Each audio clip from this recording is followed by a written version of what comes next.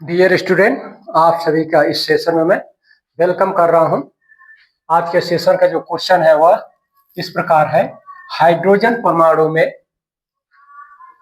n बराबर 2 से n बराबर 1 में इलेक्ट्रॉन के संक्रमण पर आवृत्ति क्या होगी। कहने का मतलब इस क्वेश्चन का संबंध आपके एटॉमिक स्ट्रक्चर से है और उस टाइटल से है जिसमें आप पढ़े होंगे डिफरेंट प्रकार का जो स्पेक्ट्रम होती है, लाइमन होती है, बामर होती है, फिर ब्रैकेट होती है, पास्चन होता है, फंड होता है। तो इस तरह से उसमें आप देखे होंगे कि इलेक्ट्रॉन लीप करता है इस तरह से, मतलब फर्स्ट से सेकंड, सेकंड से थर्ड।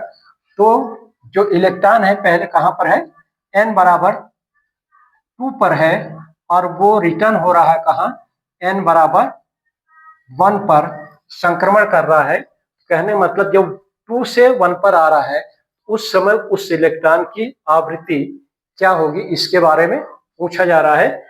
तो ऑप्शन में इस तरह से दिया है। फर्स्ट ऑप्शन 31.57 इंटू 10⁻14 हर्ट्ज है। इसी प्रकार से सेकंड ऑप्शन में दिया है 24.69 इंटू 10⁻14 हर्ट्ज। सी में है 5.0 इंटू 10⁻7 हर्ट्ज एंड डी में है 40.57 इंटू 10⁻24 हर्ट्ज है।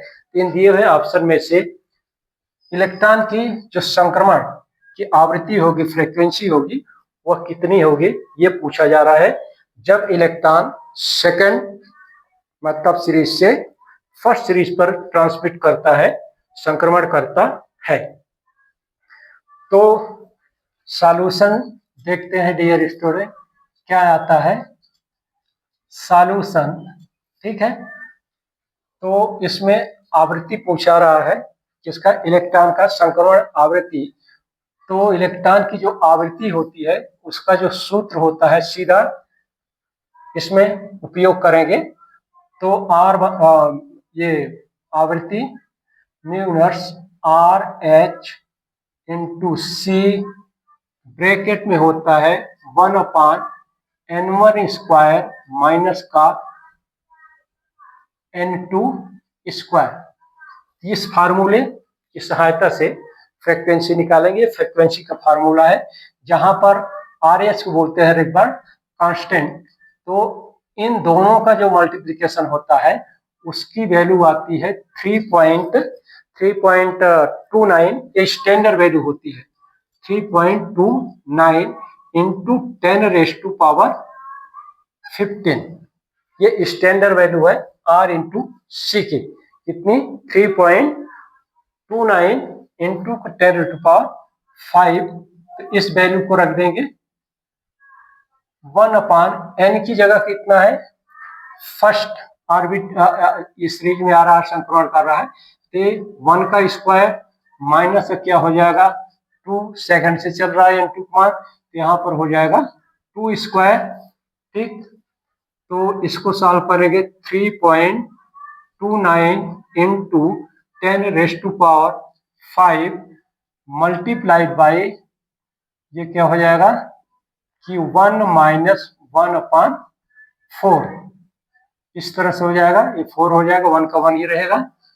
तो 3.29 इंटू 10⁻15 पावर और ये हो जाएगा मल्टीप्लाइड बाय, इसमें डिवाइड किए तो ये आ जाएगा 4 माइनस 1/4। इस तरह से इसको और सिंप्लीफाई किए तो 2.9 इंटू 10⁻15 मल्टीप्लाइड बाई 3/4 हो जाएगा। 4 में से 1 निकालेंगे तो माइनस करेंगे तो 3 होगा।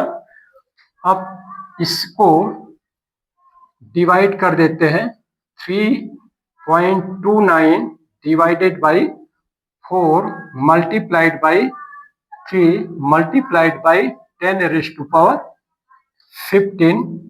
तो 4 से डिवाइड किएंगे तो इसका हो जाएगा 0.82 मल्टीप्लाइड बाई 3 मल्टीप्लाइड बाई 10⁻15 15, फिर इसमें किए तो ये 6 हो जाएगा और ये हो जाएगा 2.46 मल्टीप्लाइड बाय 10⁻15, या इसी को और आगे सॉल्व करते हैं, ये हो जाएगा 24.6 हर्ट्ज सॉरी इंटू 10 पर ये हो जाएगा 14, क्योंकि एक डिजिट इधर अपन आगे बढ़े हैं, ये हो जाएगा इतना आवृत्ति।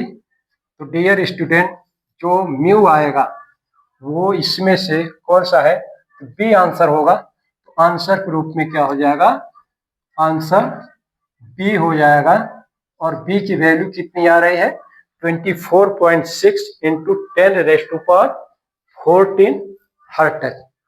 तो इस तरह से इस वैल्यू को ऐसे क्वेश्चन के लिए आर और सी का जो स्टैंडर्ड वैल्यू होती है वो कितनी होती है, इसको आपको थोड़ा सा माइंड में रखना पड़ेगा। तो आपका जो सॉल्यूशन होगा वो जल्दी से हो जाएगा, क्योंकि मतलब ट्रिक अपनाना पड़ेगा। तो साथ में की पॉइंट के रूप में इसकी वैल्यू आपको R into R S into का सी की वैल्यू आपको याद करके रखना पड़ेगा। और ऐसे क्वेश्चन में ये लगभग कई जगह यूज होता है। तो डियर स्टूडेंट, नेक्स्ट वीडियो में आप सभी के लिए एक नए क्वेश्चन के आंसर के साथ पुनः इंटरेक्ट करूंगा। धन्यवाद।